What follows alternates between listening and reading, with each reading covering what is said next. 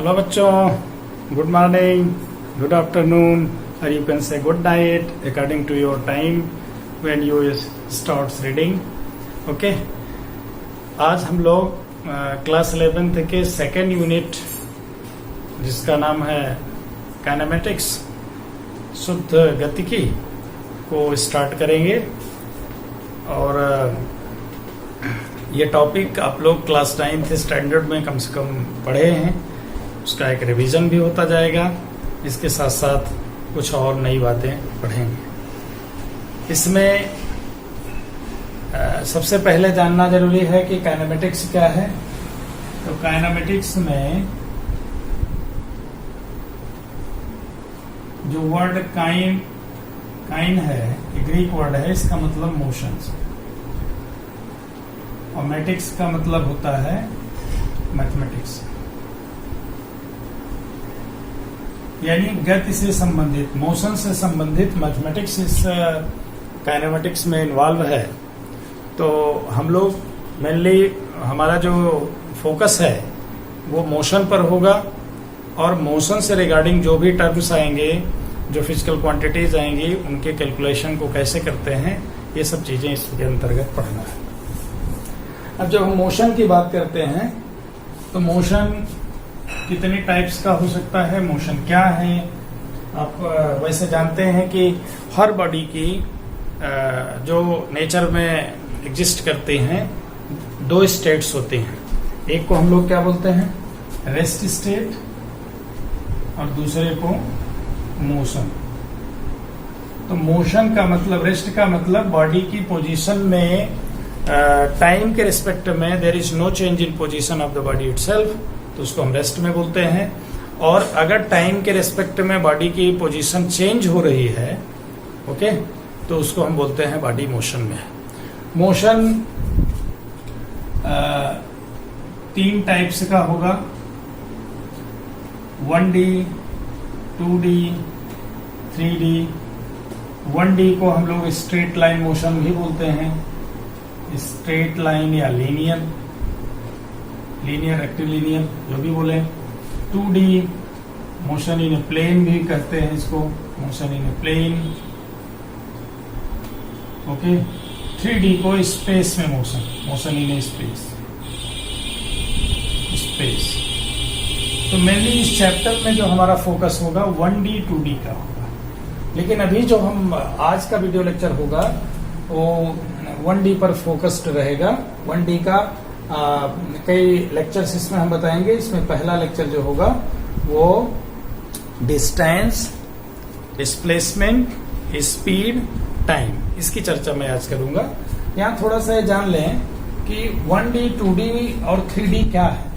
जैसे मान लीजिए किसी बॉडी की पोजीशन है, सपोज करिए बॉडी ए पर है, इसकी पोजीशन XYZ है स्पेस में, कहीं भी स्पेस में, और ये पॉइंट बी पर पहुंच रही है. तो बी पर इसकी position X dash, Y dash, Z dash. अब ए से बी तक इसकी स्पेस में जो पोजीशन है चेंज हो रही है, तभी हम इसको बोल रहे हैं कि मोशन में. अगर बॉडी की पोजीशन में 1 कोऑर्डिनेट चेंज हो रहा तो उसको 1 डायमेंशनल मोशन बोलेंगे. 2 कोऑर्डिनेट्स चेंज हो रहे हैं तो इसको 2D बोलेंगे.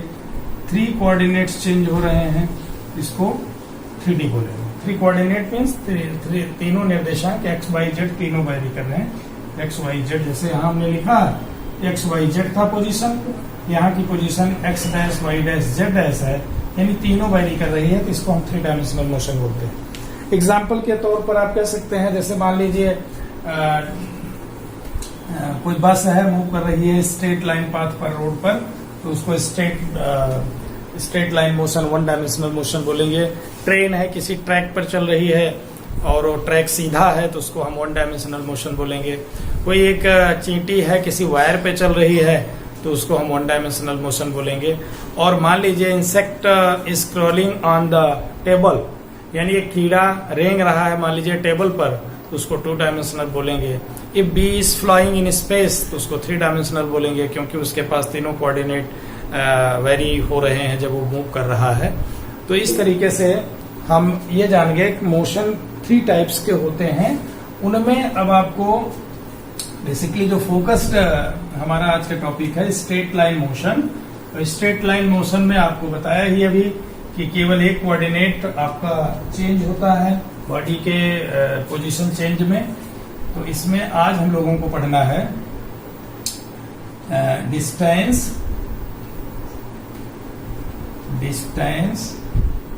Displacement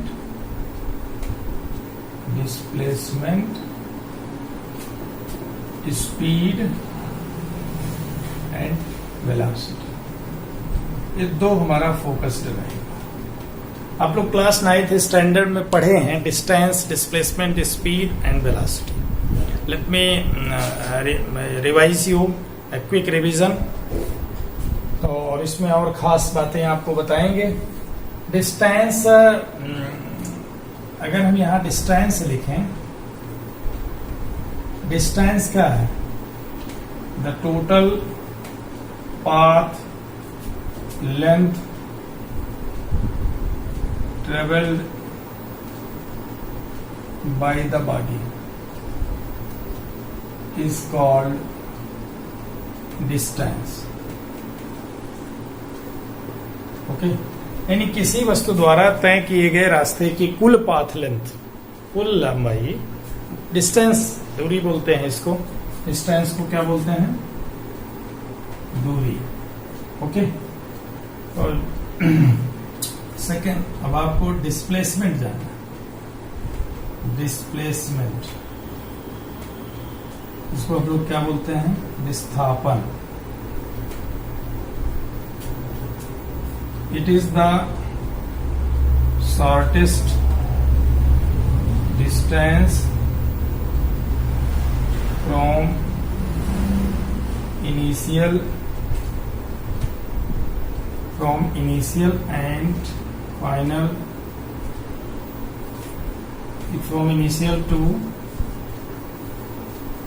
final position of the object.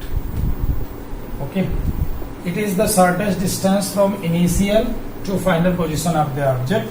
Yeah, it is the shortest distance between initial and final position of the. ध्यान रहे, whenever body is in motion, its position change, and the position of the body at time t is equal to 0 is termed as the initial position, and the position of the body at after certain time is known as final position of the object or body. तो starting में, आरंभिक बिंदु पर जब वस्तु में गति करना प्रारंभ हुआ है, उस समय उसकी जो पोजीशन रही होगी उसको आरंभिक पोजीशन यानी इनिशियल पोजीशन बोलेंगे, और जब गति समाप्त हुई है उसको फाइनल पोजीशन बोलेंगे। उन दोनों के बीच का जो शॉर्टेस्ट डिस्टेंस है उसको हम क्या बोलेंगे? डिस्प्लेसमेंट बोलेंगे। अब इसको अगर हम थोड़ा सा एनालाइज करें दोनों को, तो देखेंगे इसमें बहुत सारी बातें होंगी। डिस्प्लेसमेंट को थोड़ा सा आप समझ लें। जैसे मान लीजिए ये 2 पोजीशन है ए बी, तो ए से बी तक किसी भी बॉडी को मूव करके पहुंचने के लिए there are number of possible paths. तो बहुत सारे पॉसिबल पाथ्स हैं। ये इधर से होकर के इधर पहुंचा 1 वे, दूसरा इधर से होते हुए ऐसे पहुंचा 2 way, and third possibility to reach the object from A to B, that is the straighter path, a straight path. तो अब ए से बी तक जब स्ट्रेट पाथ को फॉलो करता है, अब इसमें 1 क्या है? डिस्टेंस है। 2 क्या है? डिस्टेंस है। 3 क्या है? डिस्टेंस है। लेकिन 3 यहां डिस्प्लेसमेंट भी है। तो डिस्प्लेसमेंट जो है किसी भी इनिशियल और फाइनल पोजीशन जो ऑब्जेक्ट की है उसके बीच का शॉर्टेस्ट डिस्टेंस है, उसको हम डिस्प्लेसमेंट बोलेंगे। तो थर्ड जो है डिस्प्लेसमेंट है, फर्स्ट, सेकंड और थर्ड इटसेल्फ क्या है? डिस्टेंस है। तो अगर इसको हम इस तरीके से देखें, डिस्टेंस और डिस्प्लेसमेंट। ओके, तो ये स्केलर क्वांटिटी है, स्केलर क्वांटिटी है, अदिश राशि। कौन, डिस्टेंस। और ये क्या है, वेक्टर क्वांटिटी, वेक्टर क्वांटिटी, इसको बोलेंगे सदिश, इसको डिस्प्लेसमेंट। ओके, और ये हमेशा स्केलर वेक्टर, इसमें डायरेक्शन भी है, ध्यान रहे, सदिश है तो इसका मतलब इसमें डायरेक्शन भी है। और अगर हम डिस्टेंस यहाँ लिखें, डिस्टेंस और डिस्प्लेसमेंट, तो एक चीज ध्यान रखिए कि यहाँ डिस्टेंस, डिस्प्लेसमेंट, डिस्टेंस, डिस्प्लेसमेंट है ना, डिस्प्लेसमेंट।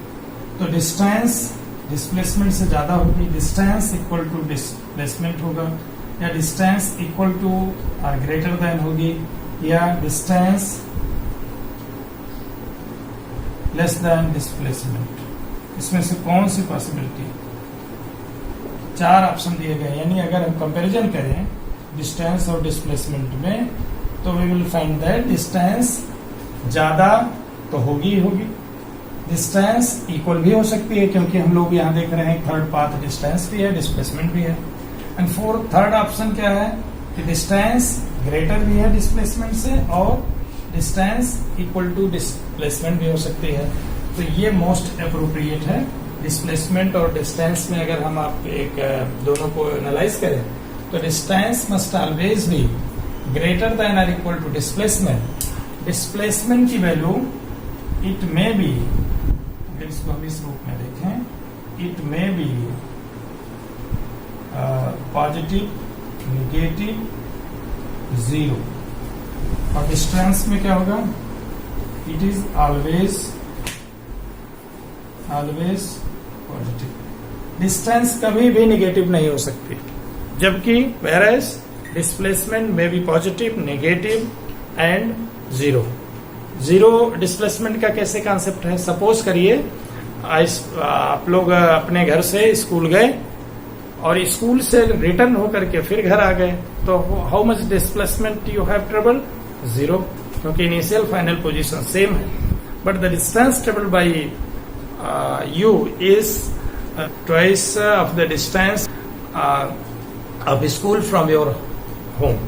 तो आपके घर से जितना स्कूल की दूरी है उसका ट्वाइस डिस्टेंस ट्रेवल्ड होगा और डिस्प्लेसमेंट जीरो होगा। और नेगेटिव डिस्प्लेसमेंट का क्या मतलब है, सपोज करिए कोई एक ऑब्जेक्ट ए से ईस्ट डायरेक्शन में 5 मीटर जा रहा है और वेस्ट डायरेक्शन में अगेन ये जा रहा है कितना, -8 मीटर। तो अब इसकी इस पोजीशन और इस पोजीशन के बीच में जो डिस्प्लेसमेंट है -3 मीटर है, क्योंकि +5 गया -8 लौटा, तो दोनों के बीच का अगर हम देखें इनिशियल के रिस्पेक्ट में फाइनल पोजीशन -3 मीटर आ गई। तो -3 मीटर का मतलब नेगेटिव डायरेक्शन, अब उसकी डायरेक्शन चेंज हो गई। डिस्प्लेसमेंट में डायरेक्शन भी होगी क्योंकि वेक्टर है और इसमें डायरेक्शन नहीं होगी। जैसे मान लीजिए हम एक डिस्प्लेसमेंट टाइम ग्राफ प्लॉट करें यहाँ, सॉरी स्पीड डिस्टेंस टाइम, ये डिस्टेंस, तो can it may be possible, क्या ऐसा हो सकता है कि डिस्टेंस हमारी इस कर्व में आए? नो, नेवर, क्योंकि एक बार पॉजिटिव डिस्टेंस है तो फिर नेगेटिव है, फिर पॉजिटिव है तो नेगेटिव है। डिस्टेंस एक बार देखिए बढ़ रही है फिर घट रही है, ऐसा नहीं होता। डिस्टेंस समय के साथ बढ़ेगी ही और न तो नेगेटिव होगी न उसकी वैल्यू कम होगी। तो डिस्टेंस हमेशा पॉजिटिव वैल्यू रखती है। बट अगर इसको डिस्प्लेसमेंट का ग्राफ माने तो ये टाइम के रिस्पेक्ट में डिस्प्लेसमेंट का ग्राफ इट में भी ये हो सकता है। अच्छा, डिस्प्लेसमेंट से संबंधित कुछ और बातें मैं आपको बताऊंगा, जैसे क्वेश्चंस की चर्चा करते हैं। Let us solve some question regarding displacement. Question first, suppose करिए body moves on a circular path,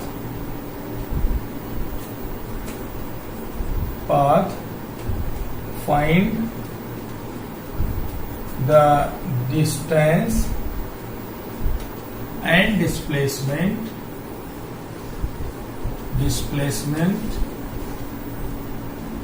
in half rotation, ठीक। या कहें सपोज करिए एक सर्कुलर ट्रैक है, इस सर्कुलर ट्रैक पर कोई एक व्यक्ति ए से बी तक पहुंच रहा है, सेंटर है, या बी तक पहुंच रहा है, ए से बी तक आ तो रहा है इससे। अब आपसे पूछा जा रहा है कि डिस्टेंस ट्रेवल्ड बताइए और डिस्प्लेसमेंट बताइए। इसका रेडियस सपोज करिए आर है, ये भी आ रहा है यहां से, तो distance travelled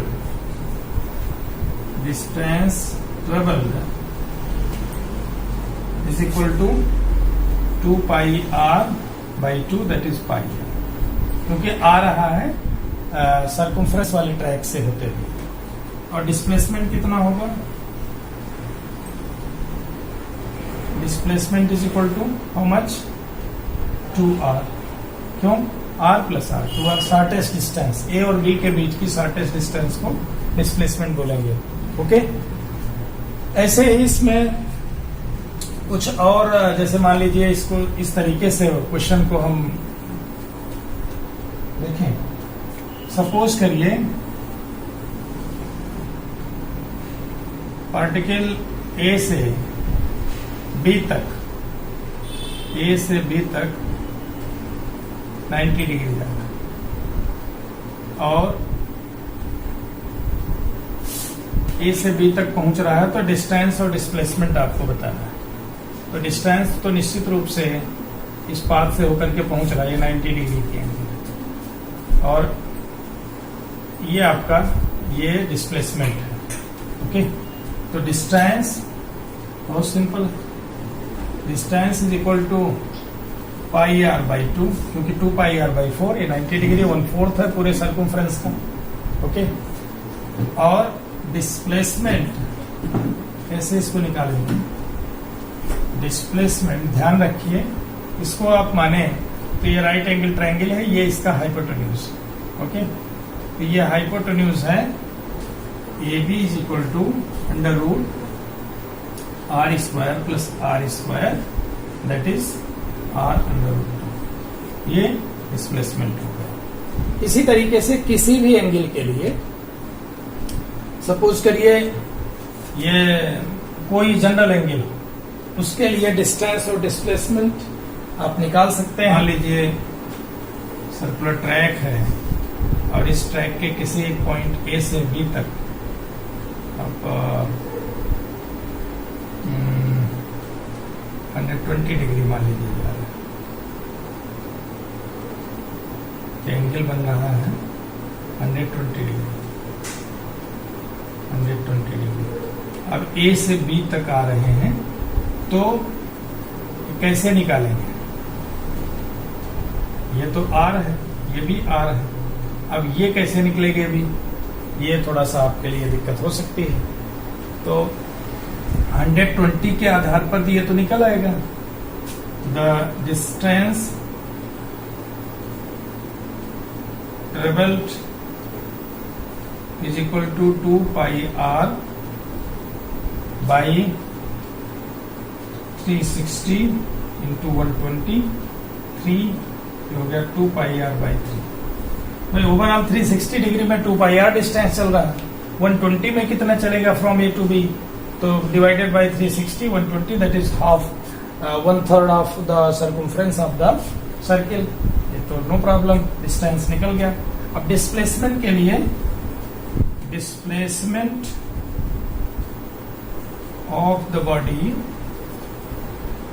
that is AB, 2 r sin theta by 2, 2 r sin theta by 2।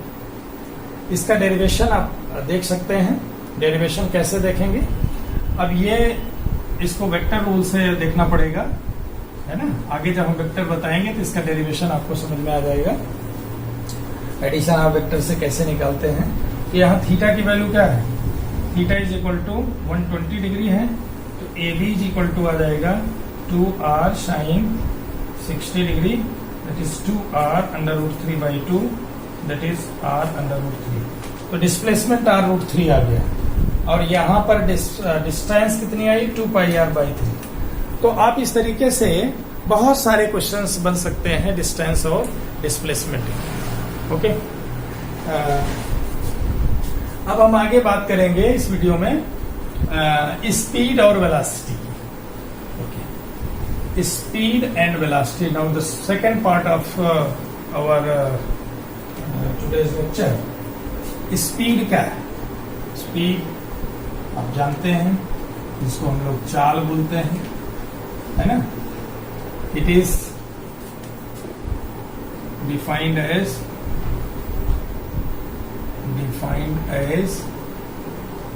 the distance traveled by any body per unit time। Okay, यानी अगर स्पीड को हम लिखें, स्पीड इज इक्वल टू जो हो जाएगा distance upon time. This is the formula. Distance को अगर यस मान रहे हैं, टाइम को टी मान रहे हैं, it's unit and written as metre per second. That is metre second inverse. तो मीटर प्रति सेकेंड भी बोलते हैं, MKS में जनरली लिखा जा रहा है। अब इसी तरीके से वेलोसिटी की बात करें, वेलोसिटी इसको बोलते हैं वेग। ये क्या है? It is the time rate of change of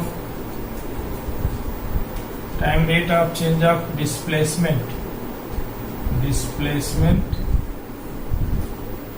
is called velocity of any body। किसी भी वस्तु के स्थापन परिवर्तन की समय दर, यानी टाइम के रिस्पेक्ट में डिस्प्लेसमेंट के में चेंज कितना आ रहा है, that gives you the velocity of any particular body. Okay, तो वेलोसिटी की बात करें, velocity is equal to displacement upon time. Displacement vector है delta S upon T, delta T लिख सकते हैं। तो वेलोसिटी को हम वेक्टर लिखते हैं, इट इज वी वेक्टर, और स्पीड को जनरली केवल ऐसे लिखा जाता है। अब जो डिफरेंस डिस्टेंस और डिस्प्लेसमेंट में था, द सेम डिफरेंस यहाँ स्पीड और वेलोसिटी में भी होगा। समझ में आ रहे?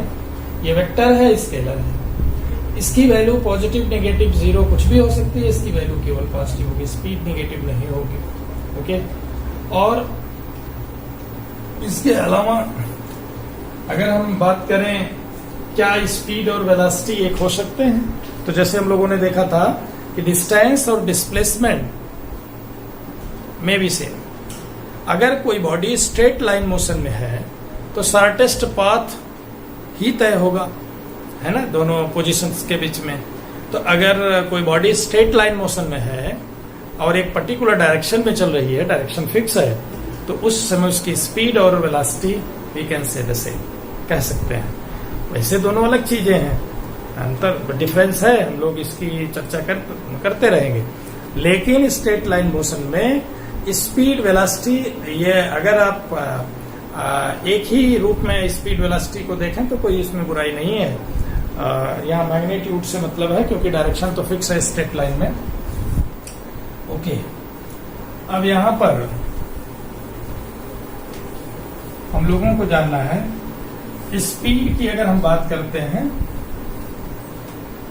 तो मोशन में दो टाइप का, एक नॉन यूनिफॉर्म मोशन होता है और एक यूनिफॉर्म मोशन होता है। नॉन यूनिफॉर्म मोशन में क्या होता है कि गिवन टाइम इंटरवल में, फिक्स टाइम इंटरवल में बॉडी जो है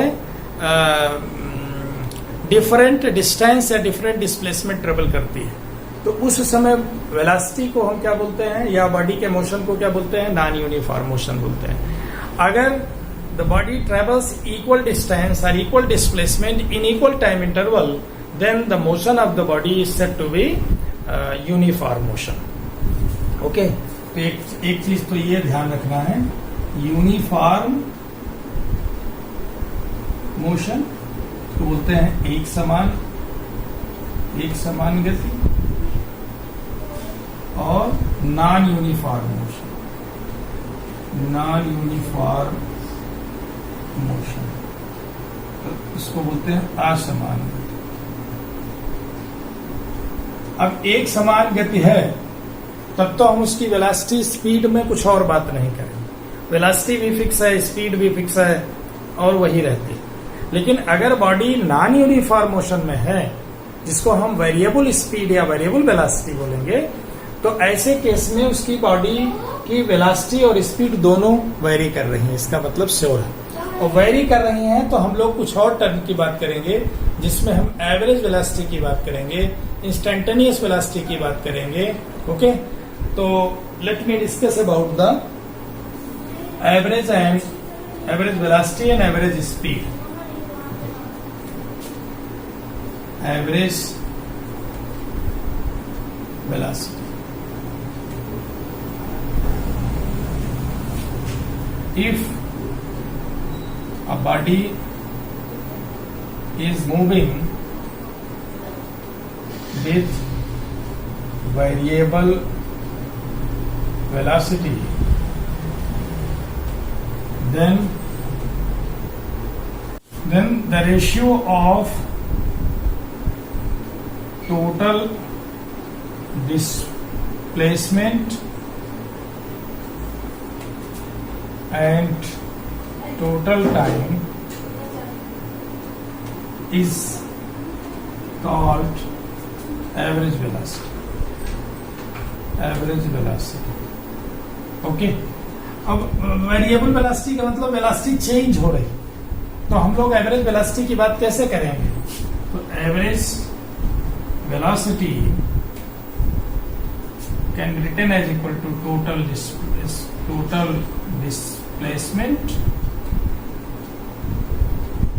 upon total time।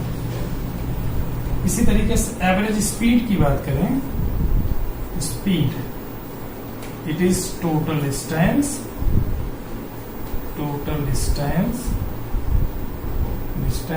Upon total time. Okay, ठीक है। अब ये टोटल डिस्प्लेसमेंट देखना पड़ेगा किस कॉन्टेक्स्ट में एवरेज हम निकाल रहे हैं, वैसे टोटल डिस्टेंस भी हमको देखना पड़ेगा। तो ये बात रही एवरेज वेलोसिटी की। एवरेज वेलोसिटी की बात हम कब करते हैं? नॉन यूनिफॉर्म मोशन, यानी असमान वेग या गति की, है ना। जब असमान वेग से कोई गाड़ी मूव कर रही है तो उस समय हम एवरेज वेलोसिटी की बात करेंगे। इसको एवरेज वेलोसिटी को क्या बोलते हैं? औसत वेग बोलते हैं। ध्यान रहे, टर्मिनोलॉजी हिंदी में भी समझते रहे। अच्छा, अब ये एवरेज वेलोसिटी की डिफरेंट सिचुएशंस हो सकती हैं। जैसे मान लीजिए इसको एवरेज वेलोसिटी को भी, एवरेज को हम लोग लिखते हैं, it is written by delta S upon delta t. ध्यान रहे, टाइम इंटरवल यहाँ डेल्टा टी सफिशियंट है, ज्यादा है, उस दौरान ये डिस्प्लेसमेंट भी चेंज जो आ रहा है ये भी पर्याप्त है। और इस तरीके से अगर हमें एवरेज स्पीड लिखना है तो v एवरेज केवल लिखेंगे is equal to s upon total, s total, delta s के बजाय केवल एस टोटल लिखेंगे upon delta t, time interval. अब यहाँ पर कुछ क्वेश्चंस हम लोग अगर लें, जैसे if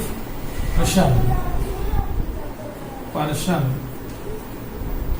moves from A to B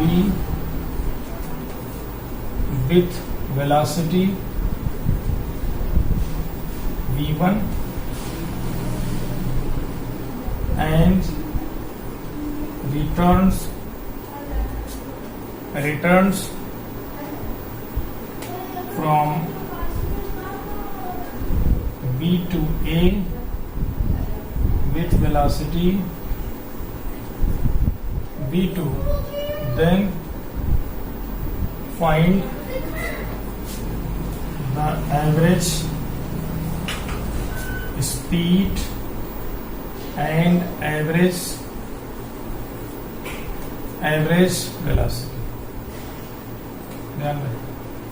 अब यहां पर पर्सन ए से बी तक गया सर्टेन स्पीड या वेलोसिटी से, फिर बी से ए तक आया सर्टेन स्पीड या वेलोसिटी से, तो हमें एवरेज वेलोसिटी निकालनी है और एवरेज स्पीड निकालनी है।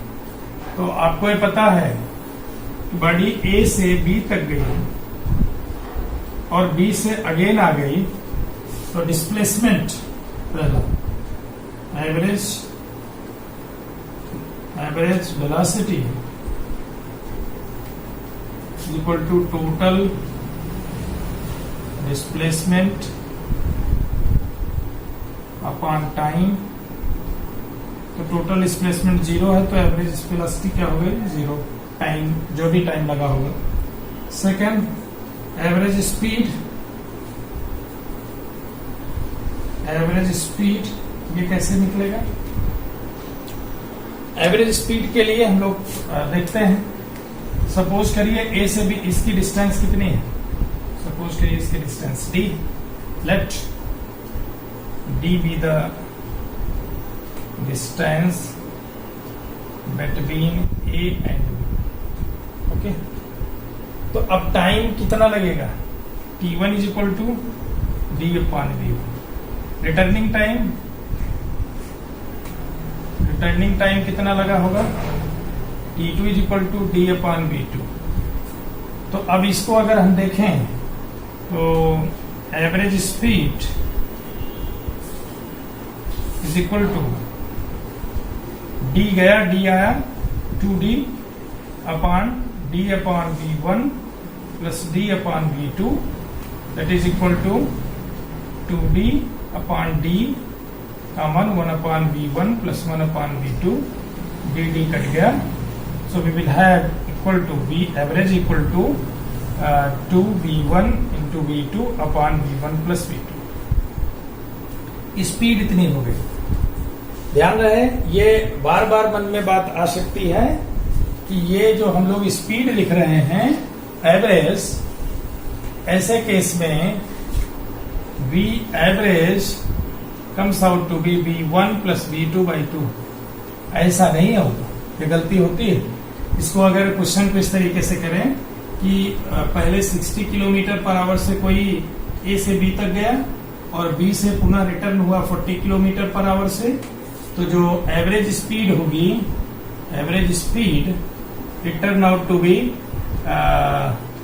2 into 60 into 40 upon 100, that is 48 km per our.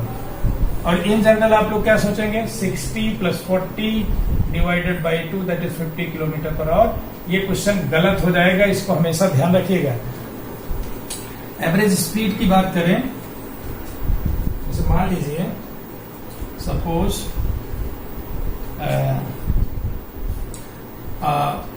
मैं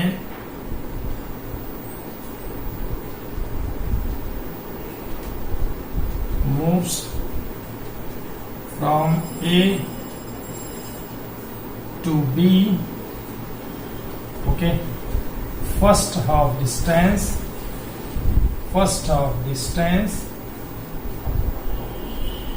with velocity, with speed, or you can say velocity V1, and second half with speed, or you can say velocity V2. Then find the average velocity। ध्यान रहे, यहां average velocity 0 नहीं होगा, क्योंकि person ए से B तक, suppose करिए ए से बी है, ये डिस्टेंस हमने फॉर सिंप्लिसिटी 2D मान लिया। तो फर्स्ट डिस्टेंस d दूरी v1 स्पीड से वेलोसिटी से और सेकंड v2 वेलोसिटी से गया, तो ये time t1 is equal to क्या गया d/v1, t2 is equal to d/v2, और अगर एवरेज निकालेंगे तो ये मिलेगा 2d/d/v1 प्लस d/v2, तो हमें ऑब्वियसली मिलेगा v1 v2 v1 v1 plus v2, ये v एवरेज ओके। तो ये हमेशा ध्यान रखना है। लेकिन यही अगर इस तरीके की सिचुएशन आ गई है, सपोज करिए न्यूमेरिकल के पॉइंट ऑफ व्यू से बहुत इंपॉर्टेंट है, अगर यही ऐसा आ गया है, second situation, if the body is if a person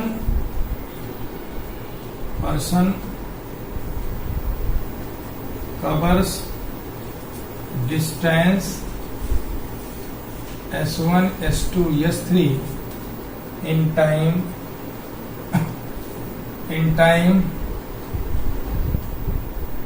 S1, S2, S3 with velocity v1, v2, v3, then find the average speed. तो कैसे निकालेंगे? अब एवरेज स्पीड के लिए वी एवरेज जब लेंगे तो total S1 plus S2 plus S3 whole divided by T1 कैसे निकलेगा? T1 is equal to S1/V1 plus S2/V2 plus S3/V3। ये ध्यान रखना, S1/V1 plus S2/V2 plus S3/V3। That's very important. ऐसे निकल जाएगा। अगर बराबर बराबर डिस्टेंस है तो आप ऐसे लिख सकते हैं कि 3S/V1 plus S/V2 plus S/V3। इसको और सिचुएशन ऐसी हो सकती है, if the body moves with velocity v1, v2, v3 in time t1, t2, t3, okay, then the average speed, average इसको आप वेलोसिटी स्पीड कह सकते हैं। तो एवरेज स्पीड कैसे निकालेंगे? That is total distance. तो टोटल डिस्टेंस क्या हो जाएगा? v1 t1 plus v2 t2 plus v3 t3 upon t1 plus t2 plus t3, क्योंकि s is equal to speed upon time vt, s1 is equal to v1t, s2 is equal to v2t, okay, and s3 is equal to v3t। ये ध्यान दें। तो ये total distance निकालेंगे upon total time कर देंगे तो एवरेज स्पीड मिल जाएगी। तो ये कुल मिलाकर के आज के वीडियो लेक्चर में हम लोगों ने क्या जाना कि मोशन क्या होता है, मोशन कितने टाइप्स के होते हैं, और स्ट्रेट लाइन मोशन पर्टिकुलरली हम लोगों ने आज के वीडियो लेक्चर में पढ़ा। स्ट्रेट लाइन मोशन में डिस्टेंस क्या होती है, डिस्प्लेसमेंट क्या होता है, दोनों में क्लियर कट डिफरेंस क्या है, स्पीड क्या है, वेलोसिटी क्या है, and we have calculated different types of situations में एवरेज स्पीड, एवरेज वेलोसिटी कैसे कैलकुलेट करते हैं। और थोड़ा सा हम लोगों ने कुछ एग्जांपल्स लेकर के देखा कि डिस्टेंस और डिस्प्लेसमेंट अलग अलग सिचुएशंस में कैसे कैलकुलेट किए जा सकते हैं। तो अगले वीडियो लेक्चर में जब हम लोग मिलेंगे तो हम बात करेंगे इंस्टेंटेनियस स्पीड, क्योंकि जब कोई बॉडी नॉन यूनिफॉर्म मोशन में होती है, पर्टिकुलरली अगर हम बात करें कि is moving with variable velocity, then the velocity of the body is changing each and every instant. तो हम कैसे उसकी बात करेंगे कि किसी पर्टिकुलर इंस्टेंट पर वेलोसिटी क्या है, तो इंस्टेंटेनियस वेलोसिटी की चर्चा करेंगे, और आपको हम कुछ कॉन्सेप्ट बताएंगे कि कैसे हम स्पीड और वेलोसिटी को कैसे हम डिफरेंशियल की मदद से, इंस्टेंटेनियस वेलोसिटी को कैसे डिफरेंशियल की मदद से हम फाइंड आउट करते हैं। तो यहाँ पर एक बात मैं आप लोगों से कहना चाहूंगा कि अगला वीडियो लेक्चर पढ़ने से पहले आप लोग प्लेलिस्ट में जाकर के मैथमेटिकल टूल जरूर पढ़ लीजिए। मैथमेटिकल टूल का डिफरेंशियल सेक्शन, डिफरेंशियल का और इंटीग्रेशन का इस चैप्टर में स्ट्रेट लाइन मोशन में बहुत ज्यादा यूज है, तो बिना इसके आप पढ़ नहीं पाएंगे। तमाम न्यूमेरिकल्स ऐसे आते हैं कि डिस्टेंस टाइम का फंक्शन है और स्पीड बताइए, डिस्प्लेसमेंट टाइम का फंक्शन है, वेलोसिटी बताइए। और अगर वेलोसिटी दी गई है और आपसे पूछा जा रहा है डिस्प्लेसमेंट क्या है, तो इसको कैसे कैलकुलेट करेंगे। All these things we will discuss on the next video lecture, that is straight line motion part 2। और उसमें फोकस्ड होगा instantaneous speed and instantaneous velocity and कुछ और आगे का हम डिस्कशन करेंगे एग्जांपल्स लेकर के। तो आज के वीडियो लेक्चर में इतना ही, इसको पढ़िएगा। If you have any doubt then you certainly you will ask and I will try to remove your confusions. So that's all today.